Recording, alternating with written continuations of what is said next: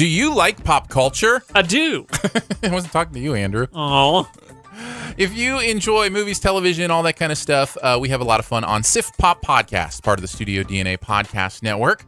So you can come check us out every week. You can listen live or just download it to your podcast feed. Every single week, Aaron breaks down the newest movies that are big in theaters, and I make funny noises. You could probably pick one of those that you would like. You can join us every weekend live by looking at Spreaker.com/StudioDNA, or you can find us in your podcast player of preference by searching for Sift Pop.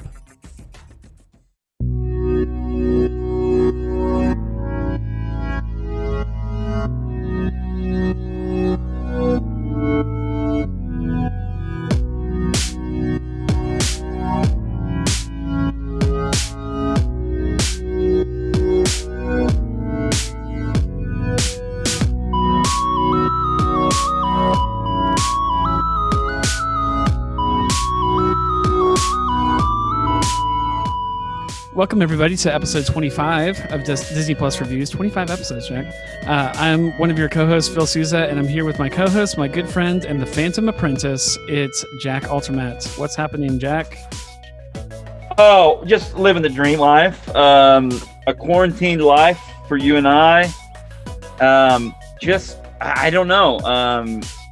Loving the last 2 weeks of Clone Wars, and I'm not sure what the 4 before that were. I don't understand what happened in the planning was off. I don't know what happened, but the last 2 have been great. So I'm glad that's back, and I'm glad that there is some semblance of something.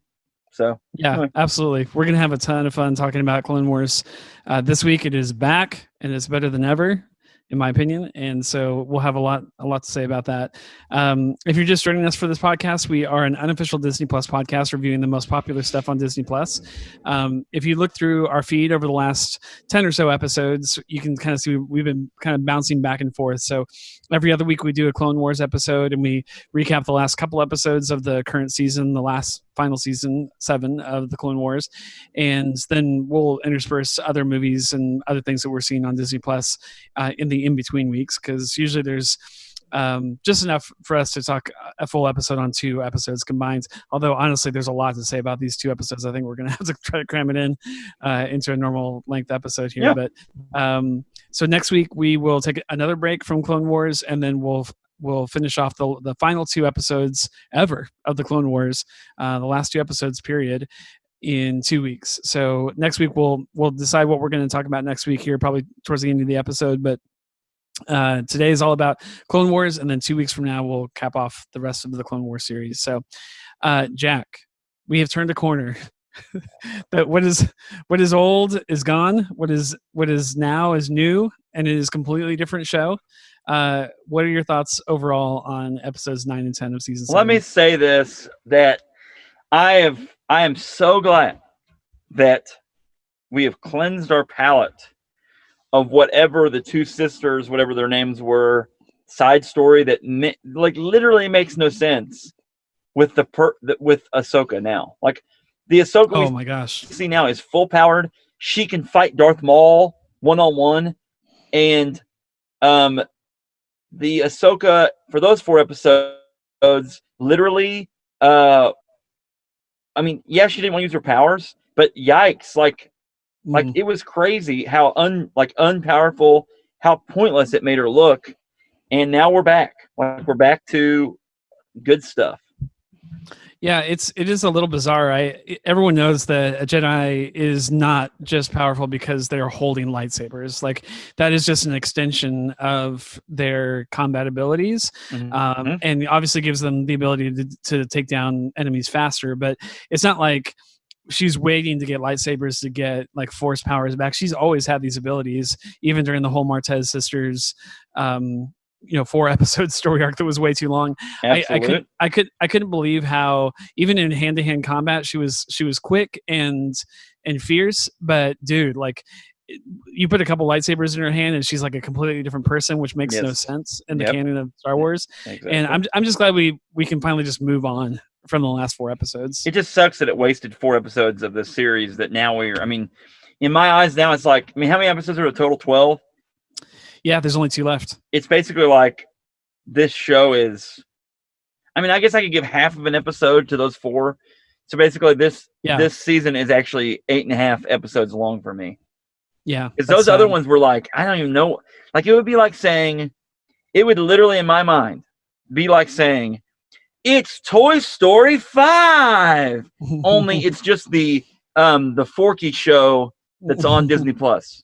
The 5 is just the Forky show. And you're like, that's not a Toy Story movie. Yeah. It's 2-minute clips of Forky. Really weird. If you've been following our show and listened to the previous episodes, this is not going to come to as a shock to you when I say this, but the last 4 episodes 5 through 8 of season 7, were 4 of the worst episodes for the entire series for me. Over 100 episodes. They're like, those 4 are probably in the bottom 10 overall, and maybe even the bottom 5 for me. And then the last 2 episodes, episode 9 and 10, are honestly 2 of the best episodes, period, in all of Clone Wars history for me. Like, these are 2 stellar episodes. So you couldn't have gone from more of the bottom of the barrel to the absolute heights for me in just a 1 episode switch over. So, right on. Yeah, I was pumped. I was super excited. I was like verbally like outcrying as I was watching the episodes. I was just like, yes, they're doing it. This is awesome. It was everything that we wanted it to be. And as we'll get into as we go through beat by beat through these episodes, because I want to hit all the juicy stuff in these episodes. There's a ton of stuff to talk about. There is so much crossover and so much tie-in with Revenge of the Sith that I was giddy. Like, as a Star Wars super fan, like I was blown away by some of the tie-ins that they were doing to the movie. So yeah, should we get into it? Let's do it. Okay, so episode 9 is titled "Old Friends Not Forgotten," and I'm assuming that's a reference to Ahsoka's kind of rejoining her old friends, like Anakin and Obi-Wan Kenobi are people that she used to run. They were her closest friends. I mean, the people that she used to run with every day, and then she hasn't seen them in at least a year. It's unclear exactly how much time has transpired since season 5, but a long time. And she's visibly older. She looks different. She looks, I think, a little taller, and whatever you call those things that hang from her head, that her race has, whatever, they look longer. Like they come down further into her chest. And so like, it's just awesome just to see her, like, and the look on Anakin's face when she ends up seeing him for the first time over that holo call or whatever, his mouth just drops and he can't even speak for like 10 seconds, which is really weird for Anakin. And, he's just speechless seeing her again. So it was such a cool homecoming type of thing for her. But anyways, so everything that happened, you can pretty much forget everything that happened in the last 4 episodes. They have almost no bearing at all on these episodes. It's like 2 different seasons here. But the only they maybe, I mean, I guess they serve as enough. They needed to get some connective tissue to get the people in place to then segue to these last 2.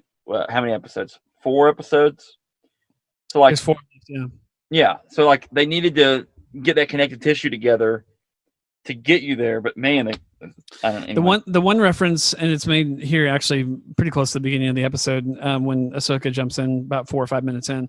Ahsoka makes some mention of like, not everyone thinks as highly of the Jedi Council as you might think, and that's really the only reference to the previous 4 episodes that I caught. At least Rafa and Trace are now not even mentioned by name. Yeah, you don't have to mention them again either. Yeah, there are no flashback scenes. There's not like a real strict.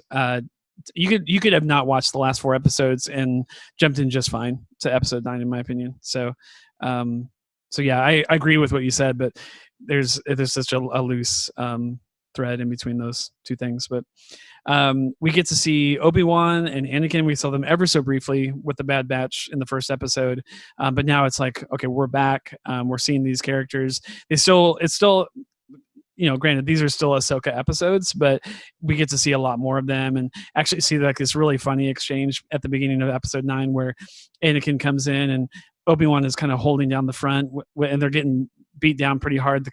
The narration at the beginning of the episode basically is saying that the Separatists are hitting hard, and they're kind of getting routed. A lot of the clones are struggling against the Separatists at this point in the war. It's, as we know, it's the very end of the war basically, and they are scattered across all of the Outer Rim and having to reinforce, and it's tough right now. And so you see Obi-Wan and a bunch of clones basically being pinned down, and Anakin just kind of very casually, very swaggerly just kind of walks up to them. He's like, hey, you guys sit tight, I got this. And so he goes in alone, just single-handedly walks up to about 1,000 droids, and kind of does this funny exchange where he's like, hold your fire, I've come to surrender. And of course we're all laughing as he's saying this, but yeah, it's revealed that Rex and his men are underneath the bridge. They're like literally like Spider-Man, kind of like hanging on the bottom of the bridge, waiting for the command or the signal from Anakin. And then the signal goes and they come out, and what are they riding on, Jack? What are they riding on? Jetpacks. Oh, they have jetpacks. Sorry. Every clone trooper has a jetpack strapped to his back, and I lost it, man. Yeah. It was so awesome. It reminded me of The Mandalorian season 1 from Disney Plus. It reminded me of any cool scene that you've seen of like from the original trilogy of Boba Fett just flying around. They start like from Death from Above style. They start flying overhead and just shooting droids from the top down, just laying waste to these guys. It was an awesome action sequence. Cool. I loved it. And it's not the last that we saw. No, it's fine. It's not the last that we saw of jetpacks either. But yeah, they were. When I said riding, you probably were thinking like a transport ship or something. Well, and then I thought, did they ride tauntauns into this? No. Did they, No, riding's not the right word for jetpack, but they had jetpacks that were strapped to their back. But, cool. The one negative that I'll say, this is probably the only negative for the entire episode for me, is having recently watched a couple episodes. I mentioned I recently watched just a few weeks ago Attack of the Clones and Revenge of the Sith, those movies, and it is a tale of two different characters. We know, as we'll get to here in a few minutes, we know that this episode 9 of the Clone Wars basically takes place in the same timeline as Revenge of the Sith. You watch Revenge of the Sith and it's very emotional, emo, very dark Anakin, and then you see this episode and he's very light and very chummy with Obi-Wan. Yeah, they're very different characters. They're very different characters. Yeah, I think the Revenge of the Sith is a great movie. I'm just saying, as far as the characterization of Anakin, I trust the Clone Wars characterization of Anakin more so than the movies. Right. And I don't think that has anything to do with the actor that played him. I'm blanking on his name, you know it, but Hayden Christensen. Chris Christensen. I don't think he did a bad job necessarily, although I don't think he's a great actor. But I think most of it just came from the direction and from the writing that he was given. And I think they just went way too dark with him. I understand that they had to get him to Darth Vader, but they were already making him Darth Vader in the second movie, which happens before all of the events of all 7 seasons of the Clone Wars, where he's like literally killing people. He kills all those sand people and stuff like that. And it's just like they went way too dark, way too fast. And it's jarring to have just watched these movies a few weeks ago and then see Anakin literally hours before turning into Darth Vader. And he's like, best friends with Obi-Wan. Kind of weird. But again, I don't think that's anyone's fault, and it's certainly not Dave Filoni's fault. I'm just saying it's weird by comparison. All right. So there's just that quick battle scene, and then we get into the meat of the episode. So Admiral Yularen says, "Hey, I need you guys to come in right now." And so they're like, "Okay, what's going on?" And they mentioned Onderon and some trouble going on there. I think it's just to get them onto the ship. And Onderon is the place where the events of season 6 have taken place, where it's Saw Gerrera and his boys are kind of like doing this incursion, insurgent, is that the right word, where they're like basically taking over the government. Insurrection. Insurrection, thank you. And so they get to the ship thinking I think it's about that. A message. Is it? Because at one point they asked, "Is it a message from him?" Basically. Oh yeah, and they're like, "No, it's not Saw Gerrera, but you're gonna want to see this." Right. And so they get up there, and on the holo, on the platform or whatever, it's Ahsoka and Bo-Katan, which we knew Ahsoka was going to pop in at some point. I'm glad that they put her in very early in the episode. Obviously, this is the scene where Anakin's goes speechless, and basically she just looks at them and says, "We've located Maul, and we think that we can capture him." Mm-hmm. And so, from there. So I think that's all that's in that scene. And then in the next scene, the girls actually, Ahsoka and Bo-Katan actually come in person. And it's kind of like this very quick reunion for Ahsoka and Anakin and Ben. And except that, there's no time to talk. There's all this other stuff that's going on. Do you want to talk, I've been talking a lot here. No, you want to kind of talk about like, what else is going on in the galaxy, and kind of, I thought the relationship between Ben and Ahsoka was kind of interesting here. And it's one of those where Obi-Wan is keeping her at an arm's length. Like you can tell that he's not as big of a fan of hers, and I think it's because just the nature of the Jedi Order has kind of they've kind of excommunicated her a little bit for what happened, even though she's been cleared of all whatever. But I almost get the sense that he feels a little burned by them extending the hand of hey, we're sorry, we screwed up, welcome back to the Jedi Order, and then she basically slapping that hand and saying, no, I'm done. Well, I think that really hurt him. Yeah, and I think that this ties into, again, we always go back to the previous 4 episodes. They could have done a better job of showing that she is capable of being independent of them. She doesn't really need them, but instead they just made it look like she went on one trip and now she's back and she's got her swag back and she's whatever. But it's one of those where Anakin feels bad. Anakin, I mean, this is the person that trained her, and basically I feel like all the clones like her. Anakin likes her. Obi-Wan is just, he's more old school about stuff. Like he just is like that. The Jedi Order is it's not a game.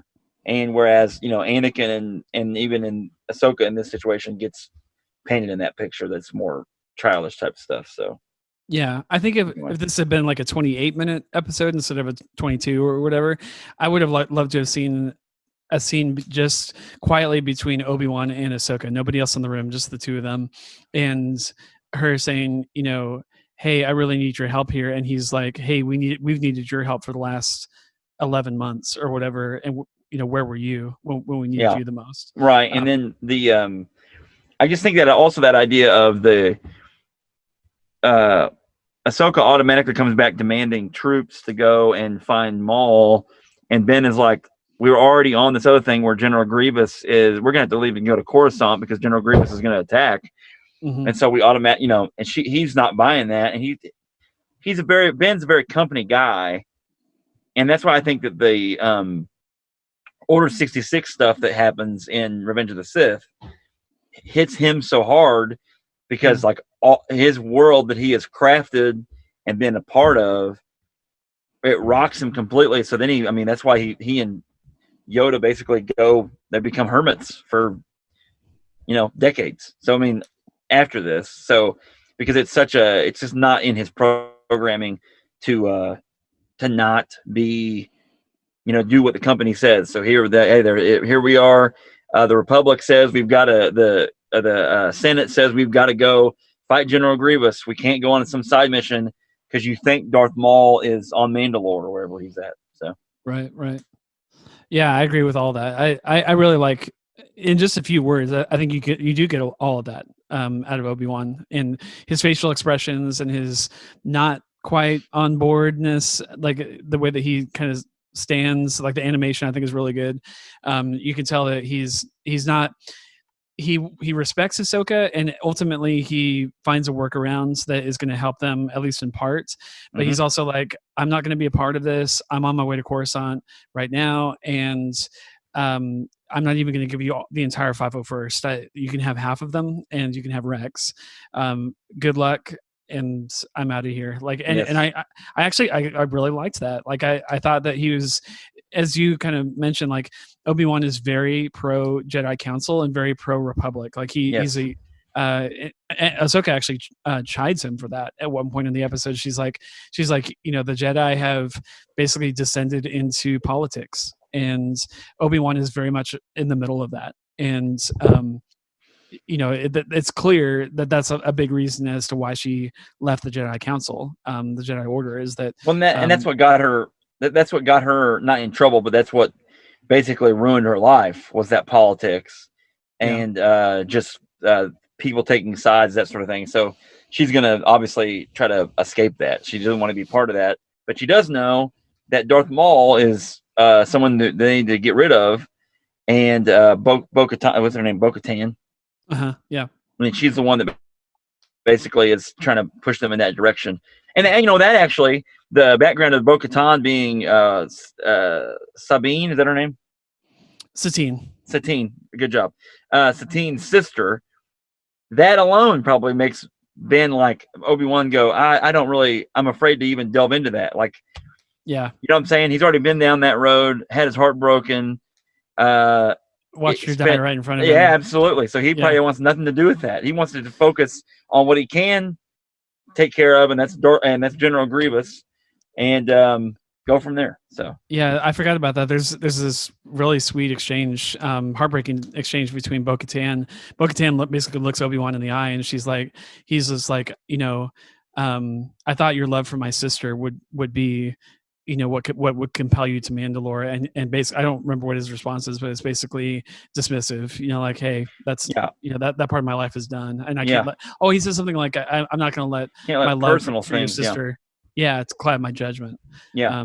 So yeah, he is the very anti Anakin in that way. Like, Anakin, you know, is ruled by his emotions, which is ultimately what turns him to the dark side, and his relationship with Padme is what ends up separating ties, I think, between him and the Jedi Order. So yeah, he's just not going to go there. So, right. Pretty interesting. Pretty well done. Yeah, this is we're only 8 minutes into that. So the episode 9, episode 1 of this 4-part series, and I'm already like hooked, like hook, line, and sinker. I was like, this is everything I wanted to see Ahsoka's return, and Obi-Wan and Anakin and the politics and the war. I was like, man, we're getting everything in one episode. This is great. Right on. I was so in. So, anyway, Anakin, as you mentioned, Anakin takes her down the hall, and people are saluting her, like, as she's walking by. At first I was like, are they saluting Anakin? But no, they were using the word commander, and of course he's a general, so right. You know, they were looking directly at her and saying, you know, commander, and then like saluting up and stuff like that. Mm-hmm. And she's like, why are they saluting me? And he's like, their loyalty is everything to the clones. Like, they still see you as commander, even though you've not been a part of the grand army of the Republic all this time. It doesn't matter. Like, right. You're still a commander to them. Absolutely. I loved it. It was so great. And then he takes her to this room, and it's the 501st, which is primarily the main company that we've been kind of following over these 7 seasons. It's Rex and his boys, and they have painted their helmets to match Ahsoka's skin tone. And I'm already starting to get a little emotional as I'm watching this unfold. I'm just like, man, that is so beautiful, so glorious. And so, you know, they're standing in formation, ready to basically follow Commander Tano's direction, which I thought was really cool. And then Anakin gives her a box, and it's 2 lightsabers, and they're the same lightsabers that she had before, although he says they've been improved, and I think he changed the color to blue, which is his color. But yeah, he basically says, you know, they're basically brand new. They've been waiting for you. Here you go. Another cool moment. And this is during this scene is when we see the main disagreement / interaction between Obi-Wan and the two of them. And I think even Anakin kind of wants to go with her, but he really feels like he needs to go with Obi-Wan, and that this thing on Coruscant is a big deal. And when they said Grievous is attacking Coruscant, and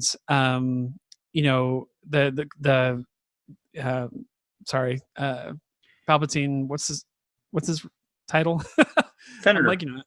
Oh, he's Emperor Palpatine at this point. No, they don't call him Emperor yet. No, Chancellor? it's Chancellor. Thank you, Chancellor. They said the Chancellor is in danger, and of course Ahsoka is like, it's not Coruscant that's in danger, it's the Chancellor that's in danger. That's why you guys are going back. She's very cynical of this, but right. Obviously, it's Anakin's like, hey, look, I have to go protect the Chancellor. He's my friend. So he ends up going with them as well. And then Obi-Wan basically says, I'll give you half of the 501st. I'll include Rex in that deal, but we really need as many men as we can to get back to Coruscant. And that's when I got chills up my spine as I was watching this episode, because I was like, this is the scene. This is the opening scene to Revenge of the Sith. This is the beginning of the movie. They're going to Coruscant to protect Chancellor Palpatine, and Anakin's gonna fight Count Dooku. They're gonna, Grievous is gonna attack whatever, and then Obi-Wan's gonna have to go chase him and fight him. I was like, this is literally minutes, like an hour maybe before. Yeah, it's all synced up now. Yeah, and it was like I was like, we are literally getting everything on a silver platter that we wanted. Yeah, in this moment, this is exactly how we wanted Clone Wars to end, and it's happening. It's happening right now. So that was really cool to watch too.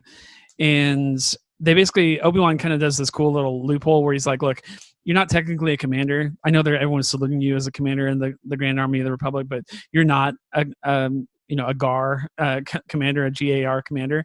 But if you want to go as a quote advisor, you can advise them on this mission, and Rex will promote Rex to commander in your stead. And then so they promote him, and he's Commander Rex now, and she just goes on as an advisor basically to assist them on the mission, which I thought was really cool. It's cool. It's cool of Obi-Wan, because like we talked about him as a cynic, as a guy that's not on board with the side mission, that has priorities that he's going to put above this. But at the same time, he's also willing to work with Ahsoka and look, we'll figure out a way to make you happy and to make this thing happen. So right. And he wants to stop Maul. I mean, does he believe Maul exists at this point? Yeah. I mean, I believe the events of season 5 and season 6, he's aware. Yeah, he's aware of, I couldn't remember of all that. Yeah. Yeah, he knows Maul is out there. I just don't know that I think he would be all in on a mission to go get Maul if the stuff in Coruscant wasn't happening. I think he was more on board at the beginning, and then when the message comes in like, hey, Coruscant's being attacked, he was just like, I gotta go. Yeah. But I think he might have even gone with them, and that we learned in episode 10 and really at the end of episode 9 that this was on purpose. Maul was trying to draw Kenobi and Skywalker to Mandalore, and it didn't work because of the Coruscant thing. But I also think Obi-Wan wisely knows that Darth Maul is independent of the Separatists and really independent of the war. Like he's a criminal. He's a super criminal. Yeah, he's became basically smuggler, drug dealer guy. I mean, I don't know how else to really say it. You forget about the Solo movie. Like, this is a long-standing it's a long-standing thing that he is part of, like, the underworld. Like, you know what I'm saying? And like, he went from being dead essentially, and I guess we won't get into him quite this part of the episode, but we'll get into it later. I love Darth Maul. Like, I think it's one of those one of my favorite characters of Star Wars, because I was mad whenever he died in Phantom Menace, and then when they brought him back in Clone Wars, and then he becomes again part of canon, even more so whenever you see him at the end of the Solo movie. Like, I feel like it solidifies him as like just a great. I mean, he's just a great character. Like, he's a phenomenal character. So Yeah, listeners of the show will know I came to seasons 5 and season 6 of Clone Wars late. I literally just watched them a month ago, so I was not familiar with Darth Maul. Even when I saw the Solo, a Star Wars story movie, I wasn't familiar with any of the stuff that had happened in the Clone Wars. So, there's, I guess, spoilers for Solo. That movie's been out for a couple of years now, Right? But like he shows up at the end as kind of like this shadow player, puppet master behind all these actions and stuff like that. And I wasn't aware of any of that kind of stuff. So literally, the only Darth Maul I'd ever seen was in Phantom Menace until about a month ago, and a short scene in Solo, and so watching seasons 5 and 6, and then watching this. What we've seen of him so far, and we're going to see even more of him in season 7. I'm sold, man. Like he's easily one of the best characters in all of Star Wars, and I think the Clone Wars has made him a good character because, not that he was a bad character in Phantom Menace, but he was so underutilized. He was a weapon. Yeah, he barely even speaks in that movie. He was like a weapon for the Emperor at the time. Yeah, and once he was gone, like it was like, well, I mean, he would have been really cool to have around longer because he's such a good, like he's so good with the lightsaber, so good with. Anyway, we'll get to him in a second whenever we get to that part of the episode. But yeah, so anyways, Ahsoka and the Republic fighters show up on Mandalore, which is a violation of treaty. I guess we kind of buried the lead there. That's one of the big things that Obi-Wan has trouble with, is that he's like, if we go into Mandalore, we're going in knowing that we're basically violating like 100-year-old treaty that we've had with Mandalore, that we're going to basically leave them alone. And so he gives his blessing. I think it's begrudgingly, but he's also like, okay, this isn't like something we're going to do flippantly. If we're going to send Republic forces in, we're going to do this knowing that we're basically violating everything. So they go in, and then it's a huge jetpack fight. It's literally, so like at the beginning of the episode, we saw jetpacks versus droids, and now it's literally jetpack versus jetpack, and it's all happening in the air. And I'm like crying with laughter at this point. Like, it looks so good. The action, the animation, the shadow effects, the sound effects. I was blown away by how good this looked. What'd you think about this? I thought it was awesome. And again, like the universe that is Star Wars, like you have Boba Fett in the Empire Strikes Back, and then into Return of the Jedi, where really only see him use the jetpack once, and it's right before he apparently, maybe, quote unquote, possibly, question mark, meets his doom. Right. You know what I'm saying? Yeah. But like then when you go into the Mandalorian, that we've covered on this show, obviously, their use of jetpacks is a lot, and on just in general, like on, and even on Clone Wars earlier seasons with the Mandalorians on there, like they use a jetpack, they fly around. Now you've incorporated that with the stormtroopers, and the Mandalorians as a race are really cool just because their armor is awesome. Did we see the one general guy, his main military guy with the helmet that has the horns on it? Yeah, Saxon, Gar Saxon, I think is his name. And he's a great character too. So it's like, yeah, like it's really cool. Just the nature of this fight, and they all kind of look similar. Like that was one thing about it. Yeah, you watch it and it's kind of confusing because then you have Bo-Katan and her like former Crimson Dawn people that came with her. Apparently, they still wear Mandalorian looking armor. So I mean, like, oh yeah, they kind of blend in with the Darth Maul's Mandalorians. So it's like interesting to see them all blended together. So yeah, it was a good fight. Yeah, it's full on war. Like it's not just like 10 guys versus 20 guys. It's like there's hundreds of them, and you see it more in episode 10. But there's a full scale war going on Mandalore at this point. It kind of reminded me a little bit of the full scale war stuff that we saw in the Mandalorian, but the difference there was it was actually droids that were perpetrating the attack. But it's very similar. Where like this is.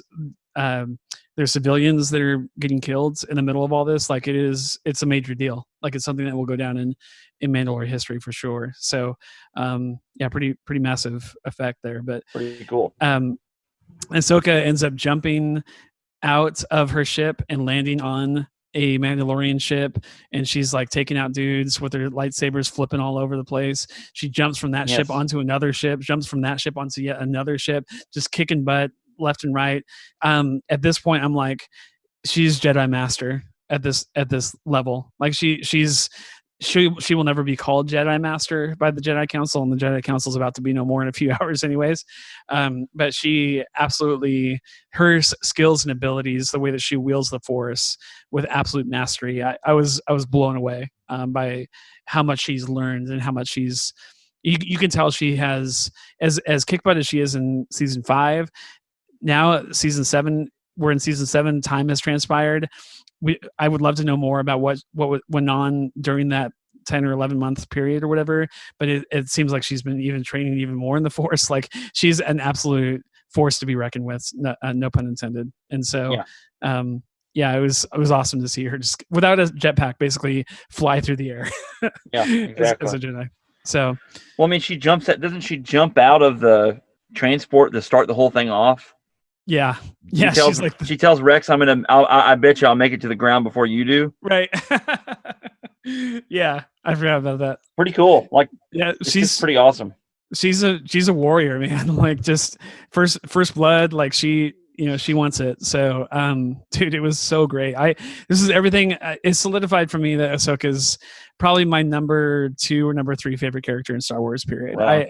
And that's not recency bias. I've loved her for years, but I mean, not years. I guess through years of Clone Wars. I've only seen the Clone Wars the last few months, but every season of the Clone Wars, she was my favorite character. So I've been following her through all these seasons. But man, she was just amazing to watch in this episode. And I hope we get to see even more. And we did actually already get to see more in episode 10. But cool. Kind of wrapping up episode 9, they land on the planet. Of course, she gets there first and says "told you" to Rex.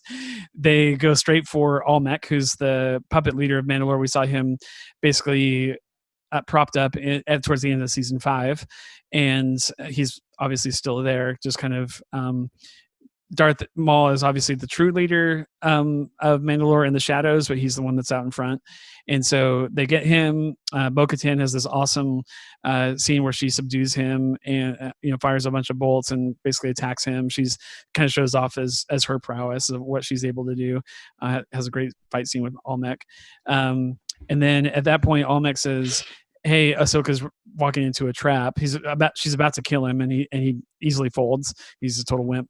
And but it's too late. They can't warn her. I guess she's below the surface enough in the Undercity that she can't, I guess, receive that hail.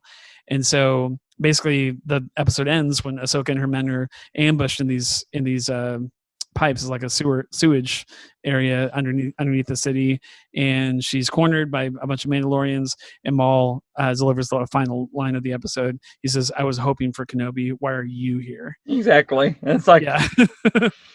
Ahsoka's chopped liver, I guess.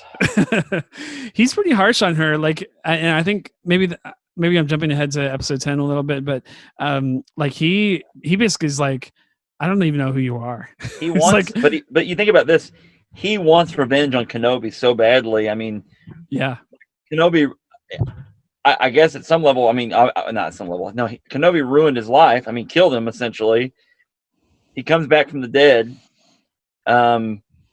I mean, it's unbelievable. Like the level of disdain and hate he has for Kenobi. So it's like, of course he's like really disappointed whenever this JV superstar shows up. You know what I'm saying? Like, yeah, it's like not it's not kids hour. Why is this person showing up? So right. Anyway.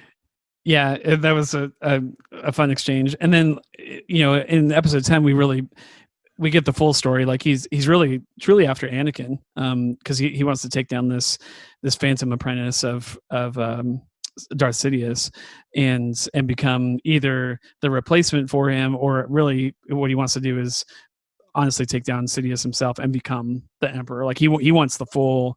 He's not happy with just the scraps. Like he wants to take over the entire empire. And so. Yeah, so when she alone appears, he's just like, come on. Like, I was hoping for a lot more than this. And he probably had built it up pretty hardcore. I mean, like, you know what I'm saying? Yeah. If you were waiting on this huge event of the person that ruined your life, and then someone you don't even know shows up instead, that then makes you even madder at the person that ruined your life, because how are you going to send this person that that didn't even matter to me? Yeah. So. And I'll say something now that's actually kind of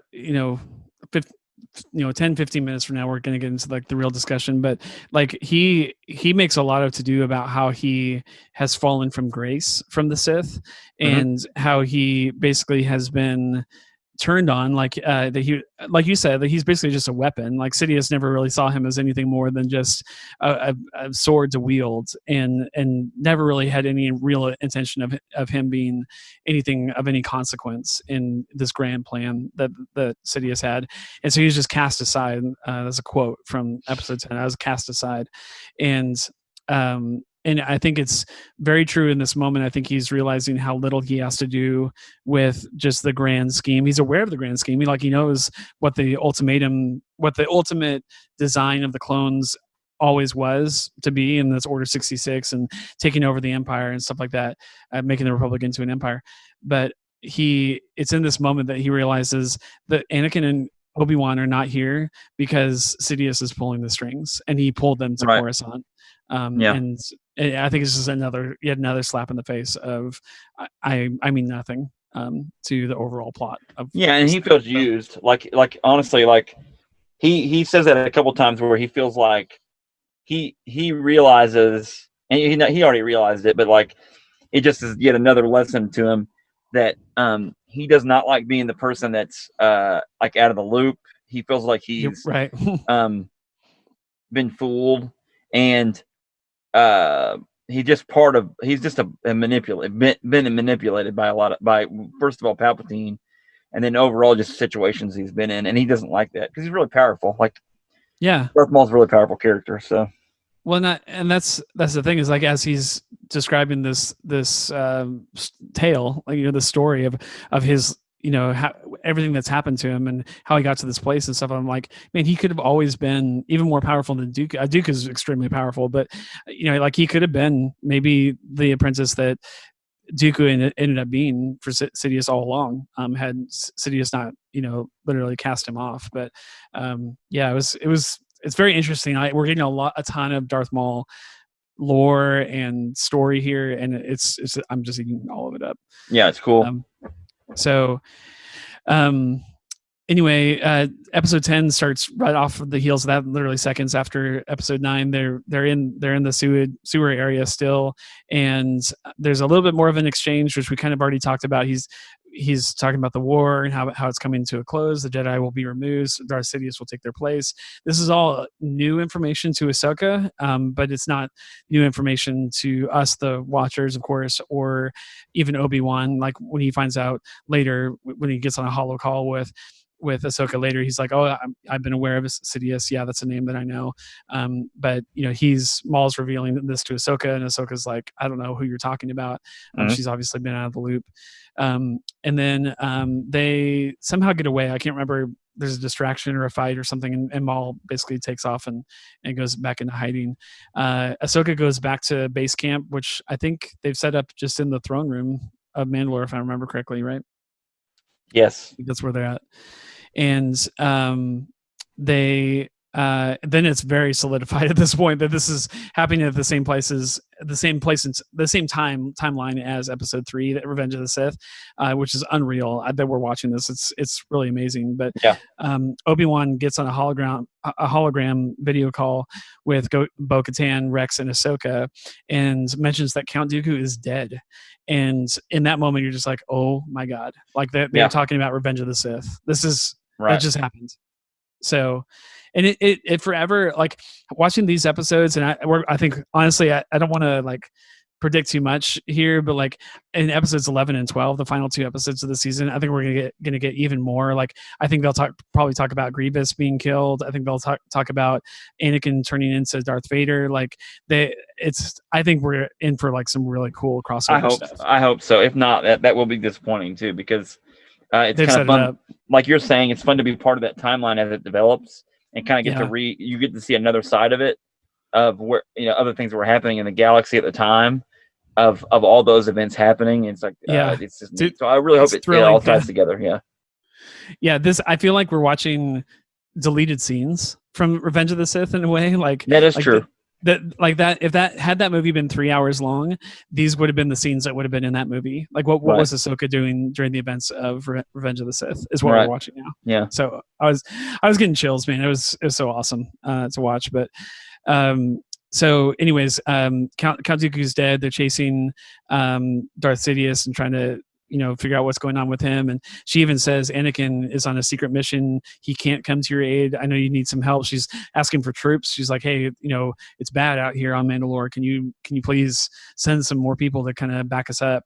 And she's like, I can't send you anybody. I would love to help you out, but we're completely strapped right now. You would not believe what's going on in Coruscant right now. And Anakin can't even come because he's spying on the Chancellor right now. Yeah, which is like hilarious. Like hilarious that he's spying on him. Yeah. He delivers this line, which I wonder what the payoff of this is going to be, but he ends the call saying, would you speak to him? Would you be willing to get him on the line and speak to him? I'm worried about Anakin. And that gives you a lot of insight to Obi-Wan's thought process during the events of Revenge of the Sith, that movie. And it also sets up some kind of moment where we might actually see Anakin speak about what he's feeling and what he's about to do in conjunction with Revenge of the Sith. Like we might actually get some extra meat on that movie through this show that's canon. Which I hope that happens. Dude, I would love to see Ahsoka talk to him literally minutes before he goes in and kills Mace Windu in front of Darth Sidious. That would be awesome. Because I think we're right. The events of episode 10 are probably just right before that scene. So yeah, it would be awesome to see that. Cool. Then they go after Maul again. Maul actually takes one of the clones prisoner. Jesse is his name, and he's interrogating him and gets him to talk and give him all kinds of information. He kind of uses a correct me if I'm wrong, Jack. We saw this. This is basically what Maul is doing to Jesse is basically what Kylo Ren did to Kylo Ren was doing to Rey, right? Yeah. Like extracting information. Trying to do to Rey, and also doing to Poe Dameron too. Right. Yes. Yeah, I forgot about that. Yeah. That was cool. Like we know that we knew that was canon. Correct me if I'm wrong. The first time we knew that was a canon thing that Sith could do was in those movies, right? In episodes 7 and 8. I mean, the Emperor could figure things out like that. Darth Vader could look into people's minds. So I mean, I see what you're saying. Timeline wise, this is probably the earliest use of it we saw it, like I said, we saw it back in the day. You're meaning in our actual time, not the timeline of Star Wars. Yeah. Right. No, I mean it's alluded to. You think about Darth Vader and Luke in the elevator, on the Death Star. And basically, he's basically telling him, "You're worried about your sister. You're worried about this or that." Oh yeah, on the dark side. About that. It's because he can look into his mind and he can sense it and sense things. So I'm saying that that's been long standing. Like I think that's probably been a long standing. Yeah. No, that's a good call. I forgot about the elevator scene. So yeah, so he's basically doing that, using that Sith power to extract information out of him. And we find out later that he's successful, that he gets all that information. Jesse's obviously not strong in the Force, and he's probably pretty easy to get information out of. Mm-hmm. Let's see. Almec starts to reveal information to the clones and Ahsoka about kind of what's going on, kind of the greater plan of all this. And we watch Saxon actually assassinate him from a distance, like he has like a sniper blaster, so to speak, for lack of a better term, and keeps him from spreading too much information out by killing him in the process. Bo-Katan goes after Saxon and almost gets him actually, but gets cut off in the middle of the chase. Kind of an cool action scene. I think I'm hoping to see more of Saxon. Maul's plan is to let Sidious do his thing and get as big of a piece of the pie in the chaos as he can. He's kind of revealing this information to Ahsoka in a scene between just the two of them. He's like, hey, I'm not necessarily going to be successful in beating Sidious, although he gives Ahsoka that offer here a few minutes later, but he's like, the chaos that's about to come, and he knows, dude, Maul is so smart. Like, he understands, he can see the writing on the wall. He knows what's going to happen in the next few weeks to few months, and he's basically like, I'm going to use the chaos to my advantage, and I'm going to take over, as a super crime lord. Like, I'm going to take over as much ground as I can during all the chaos. Right on. So they get to the throne room. Maul is there. Bo-Katan, he's sitting on the throne. Bo-Katan starts firing bolts at him, and I'm sure you notice he basically bends the blaster bolts. Yeah. Which honestly, when you think about, we talked about Kylo Ren earlier. The first one I can remember stopping a laser blast like that was Kylo Ren. But I mean, you had to know that this is a common thing. I mean, there's a reason that that stormtroopers have shot at Jedi forever and never get hit. No one ever gets hit because they're just like they're moving the blaster fire. So yeah, dude, it's so awesome. I did think as well about Kylo Ren, but like, most of the time throughout 7 seasons of the Clone Wars, we've seen Jedi, and in the movies we've seen Jedi deflect blaster bolts. Like, they're not trying to move them; they're just trying to, like, either shoot them back as a way of counterattack, or they're just trying to deflect them out of the way so they don't get hit. And he's just like, I don't even need a lightsaber; I'm just going to bend this thing with my hands. So it was really cool to watch. Cool. Maul gives Jesse back to them. He's like, I've got all the information I need. You can have him back. And then it's just Ahsoka and Maul now. And there's some just really juicy dialogue that happens between the two of them here.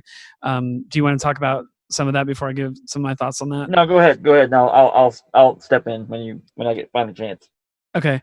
So basically right before they start talking, there's this scene where he's just very calmly. I love Maul's demeanor. I think it's very Sidious-like, but he just calmly just kind of looks out the window and he sees just the absolute battle chaos that's going on down below, and he's just kind of like, just watching it ensue and just kind of reflecting on like all the mayhem that he's created. Like, I almost feel like he's like a father, like full of pride, like with this, this output that he's created. It's just really amazing to watch him do that. And then basically he gives Ahsoka a challenge, an opportunity. She's like, hey, why don't you and I join up together? We'll be on the same team and we'll take down Darth Sidious himself. If he's the mastermind behind all this, surely the two of us combined with our combined powers could take him down. And he actually kind of appeals to their commonality, which you would think like, oh, come on, like what do Darth Maul and Ahsoka ever have in common? These guys are light and dark, completely opposite to each other, but they actually have more in common than you might think. And he actually talks about how they were both cast aside by their own respective sides of the Force. Obviously him by Darth Sidious, her by the Jedi Council, that they have become disenfranchised with politics and with the war and with the Republic in general, and not sure of things going forward. He's like, you and I can make things right and can essentially, and she kind of buys it for a second, or she's playing him, but like for a second there, she says quote, I will help you, but what do you want with Anakin Skywalker? And that's kind of like her last. Well, and she's, the only thing I can think of is that she's looking at it as a means to an end. She knows that this is too big of a thing for her to do at all on her own. I mean, she can't even break out of the Pike's prison in 2 episodes.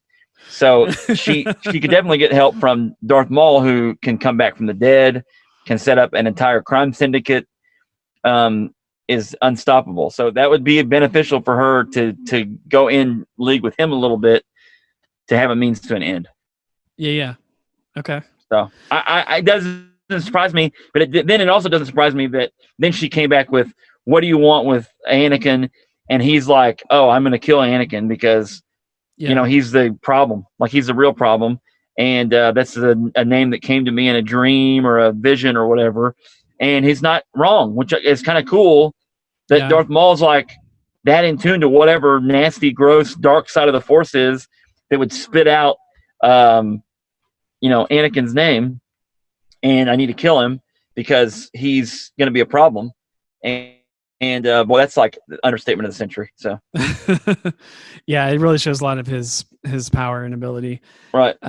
But yeah, I think had he said, "Oh, Anakin can go his own way. I'm not worried about him. He's nothing to me." I think she might have actually been tempted to maybe even join forces with Maul here, because maybe not permanently. I think honestly, probably knowing Ahsoka, her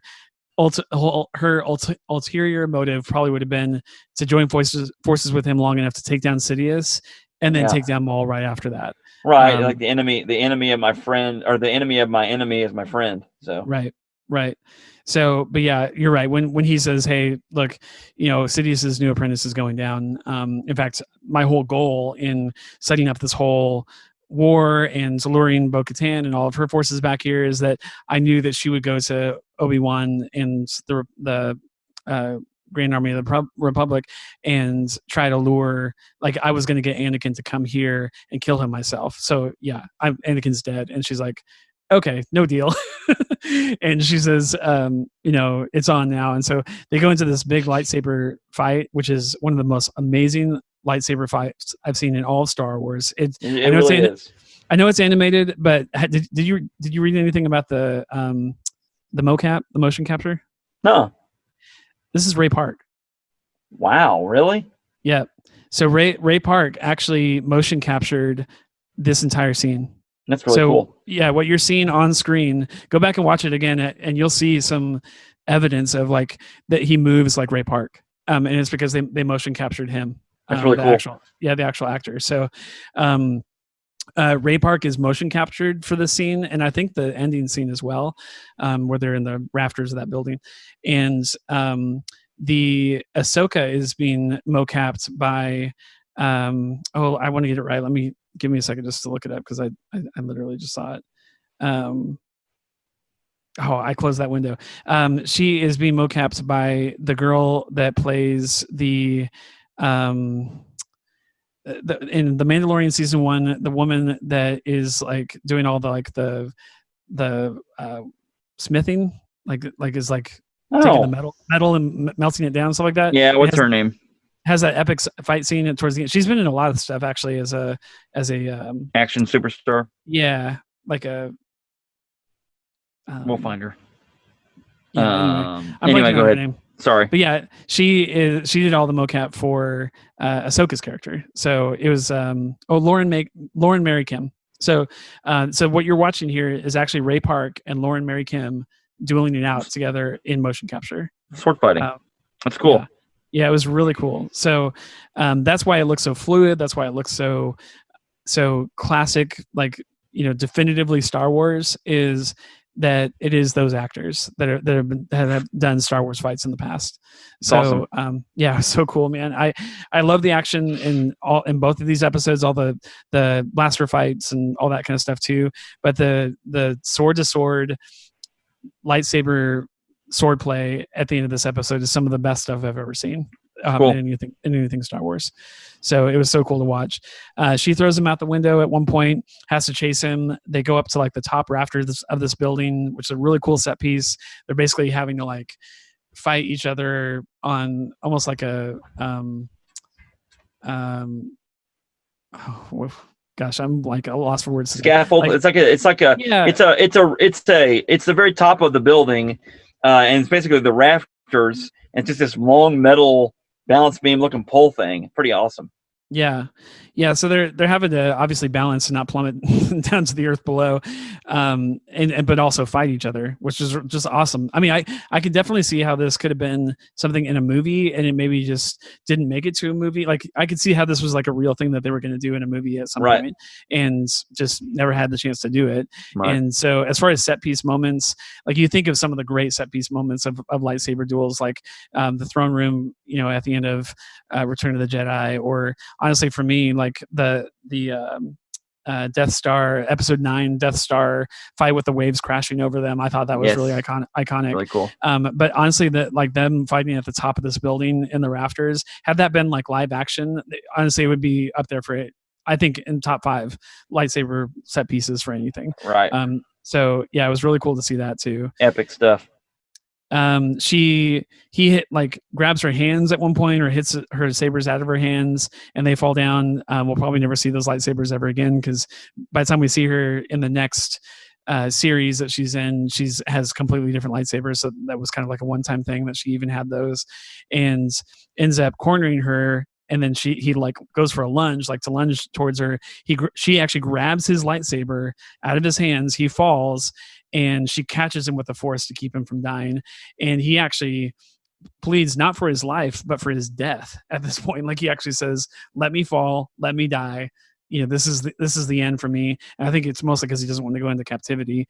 And she says, "No, death is too good for you." The clones show up and they grab him, tie him up, and string him up and basically capture him. So are we going to have the trial of Darth Maul, or are they just going to be transporting him and then he's just going to escape because of all the things that are about ready to happen? I mean, by the time they can actually get back to Coruscant, there's no time. There's no Republic anymore. Like at this point, like the events that it's a 2.5 hour movie from the beginning of the Revenge of the Sith to the end of the Revenge of the Sith is the literal creation of the Empire. So it happens in a matter of hours. And there's been a lot of years to get up to that last few hours, but in a matter of hours, it goes from Republic to Empire. And so I don't know what they're going to do. I mean, he's obviously going to get out. I mean, we know that he lives on and has time to fight another day later in the timeline. But I don't know if he even makes it to. My guess is he's interrogated. They try to say, "Hey, what do you know? What can you tell me about Anakin?" or something like that, and he reveals more information to Ahsoka, which causes her to get in touch with him and say, "Hey, don't do this. Don't go to the dark side," or whatever. But it's gonna be interesting to see. There's 2 more episodes, so we've got 40 more minutes of interesting stuff with Maul. I wish they were long. Being the last episode, but I wish those were longer. I wish those episodes were longer. Yeah. We talked about this a couple weeks ago. Like they're formatting these for television. Like they're 22 minutes, which 8 minutes of ads, which don't exist on Disney Plus, would make it a 30-minute episode for television. So I don't know. I would love to see like a 35-minute episode or something like that, but I doubt that they do that. Just because they probably want to stick to that. It kind of sucks. So, but again, it's gonna be really cool to see this thing wrap up. Again, I wish there were more episodes. The 4 of them, they were completely burnt on Wolf. The Wolf storyline that makes me want to vomit. Think about how much more storytelling they could do had those 4 episodes not existed. I know we've said this a couple times already, but like just make the events of those 4 episodes literally 1 episode at most. Well, it almost makes me think of. But what it almost makes me think is like, it almost makes me think that they have these other episodes like in the tank or like already made, and they're like, well, we can include these. We just got to write the story around it enough, or we're like, we need to add some things, so let's just do these. And that's weird. I don't understand. I shudder to think what was canned because they wanted to end up doing the Martez sisters storyline, like that they had something really cool lined up. And then they axed it because they said, "Sorry, we don't have enough episodes. We're doing the Martez sister thing." That makes me really sad to think about. Gosh, it's weird. But we just didn't need those episodes, and it had the episodes that we just watched. Had those been episodes 5 and 6, I can't imagine the cool stuff that we could have seen going up to 12. So, but. I don't know. Maybe they didn't have anything else, and that's the only thing that makes me have a little bit of hope is that they were planning on just an 8-episode season, and they're like, let's just make it 12, and we'll throw in this extra story or something. This week, my segment this week in IMDb rankings. Let's go back and we'll recap this. Episode 1, The Bad Batch, was an 8.4 out of 10 stars. Distant Echo number 2 is an 8.3 out of 10 stars. On the Wings of Kiridax, your favorite new creature to ride around, 7.8 stars. Unfinished Business was an 8.6 stars. That wrapped up the Bad Batch storyline. We start out with Gone with a Trace, 6.6 out of 10 stars. Deal No Deal, that's episode 6, 6.3 stars. Yikes. It's only going down from here. It only gets better. Dangerous Debt is a series low at 6 out of 10 stars. And then it rebounds Together Again where they finally finish off that stupid storyline at 7.3 stars. The last 2 episodes, Phil, Old Friends Not Forgotten, 9.8 out of 10 stars. Woo! And The Phantom Apprentice, 9.9 out of 10 stars. Woo! So Dude, I totally agree with that. We've rebounded. We're on our way back up. People are ranking it higher because they're so appalled by episodes 4 through 7. Rewind 5 through 8. Back to you in the studio, Phil. That's actually a good point. Like, I almost wonder if those numbers are higher than they ever would have been had they just not even aired episodes 5 through. That was their plan. That was their plan, to end on a high note. Dude, 9.9. It'll be interesting to see if that holds. It's the episode 9 has only been out for a week, but or a week and 2 days. So yeah, it'll be interesting to see if that goes down. But man, I couldn't have felt any different. That episode 9 and episode 10 are 10 out of 10 for me. Those episodes, they're perfect. Oh, they're great. Perfect episodes. Yeah, I mean, that's a great showing that we're not completely wrong on our thoughts. So makes me feel a little bit better about things.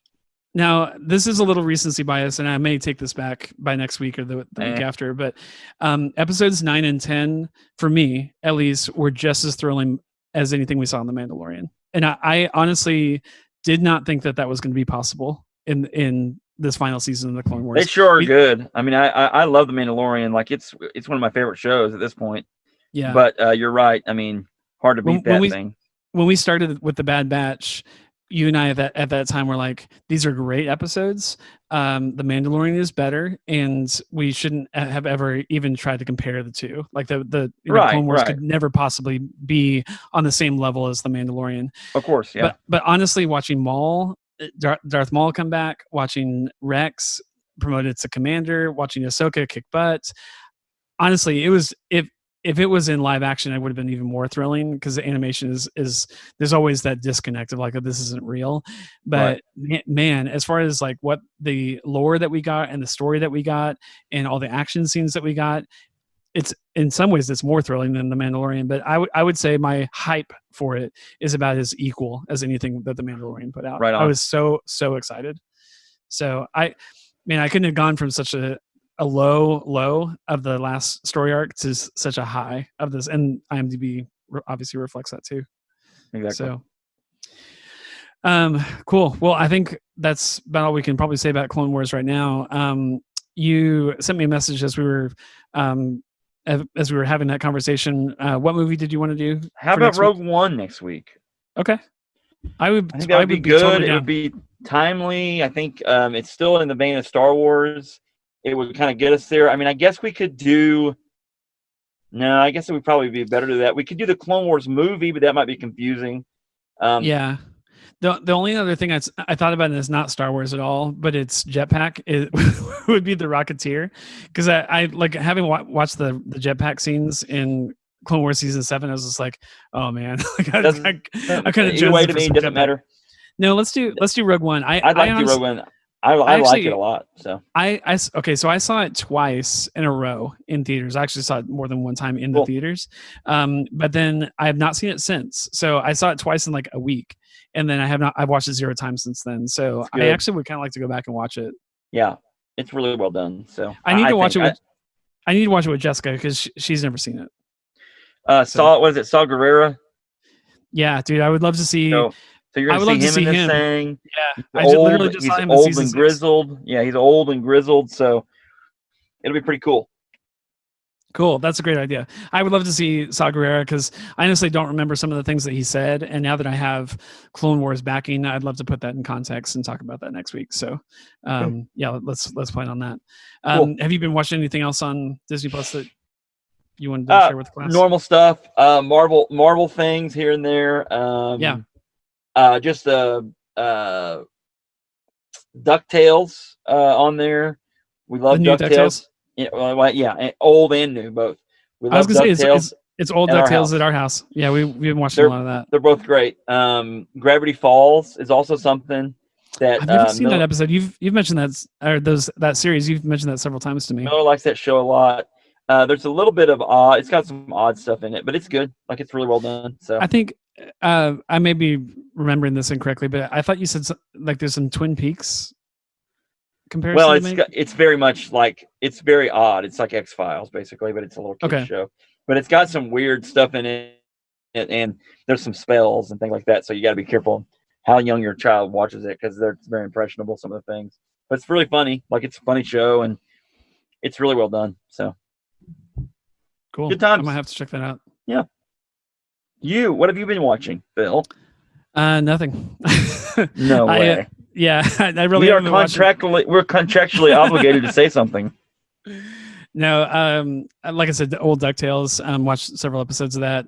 Jordan really likes watching. Jordan, our 3-year-old, really likes watching the original Rescue Rangers. So absolutely. Season 1 of that. I think they still only have season 1 of that show on Disney Plus, which is a little odd to me. It's odd. They're gonna, I'm sure, add the other seasons eventually. But Chip and Dale. Yeah, she likes that show. She really likes DuckTales. I took that back. The other thing that we watched this week, and I was surprised how much I enjoyed it, was the DuckTales, the movie Treasure of the Lost Lamp. Have you seen that movie? Yes, I have. From the early 90s, I would imagine. Darn good. It's really good, actually.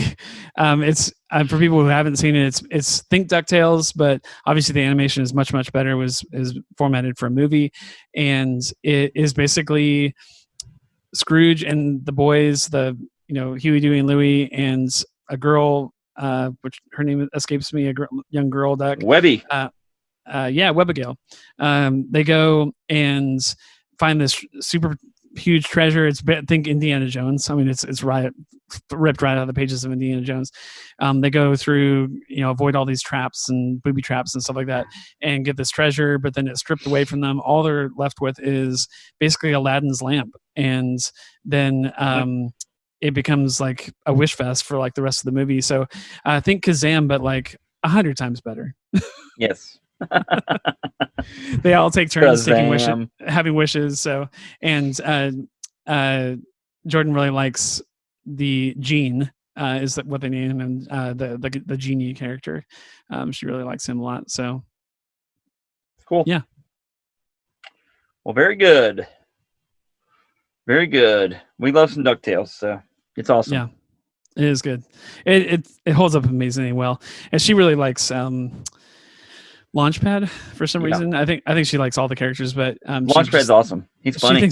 She thinks he's hilarious, and whenever he crashes something, which is like almost every episode, she makes sure that the whole house knows about that. He crashed it. So Launchpad. I can hear her saying that. Oh, Launchpad. She gets a kick out of him.